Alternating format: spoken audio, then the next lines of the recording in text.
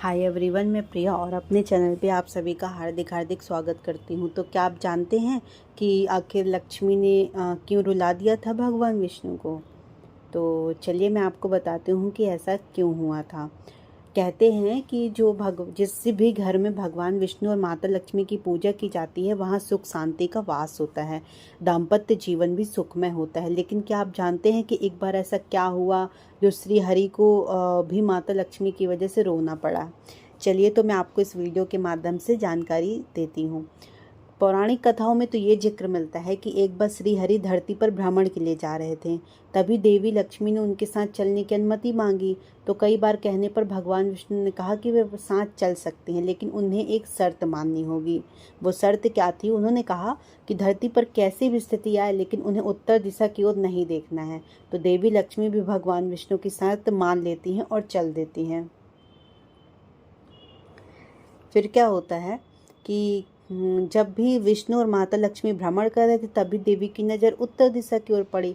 उस ओर इतनी हरियाली थी कि वे खुद को रोक न सकी और सामने दिख रहे बगीचे में चली गईं। इसके बाद उन्होंने एक बगीचे से एक पुष्प तोड़ लिया और भगवान विष्णु के पास वापस आए। तो उन्हें देखते ही श्री हरि रो पड़े। तभी माता लक्ष्मी को उनकी शर्त याद आई। तब भगवान विष्णु ने कहा कि बिना किसी से पूछे उसकी किसी भी वस्तु को छूना अपराध है। देवी लक्ष्मी को अपनी गलती का एहसास हुआ और उन्होंने भगवान से क्षमा मांगी। लेकिन श्री हरि ने कहा कि इस गलती की माफ़ी उस बगीचे का माली ही दे सकता है। उन्होंने कहा कि अब उसे उस माली के घर में दासी बनकर रहना होगा। देवी लक्ष्मी ने उसी क्षण गरीब औरत का रूप धारण किया और सीधे उस माली के घर पहुंच गई।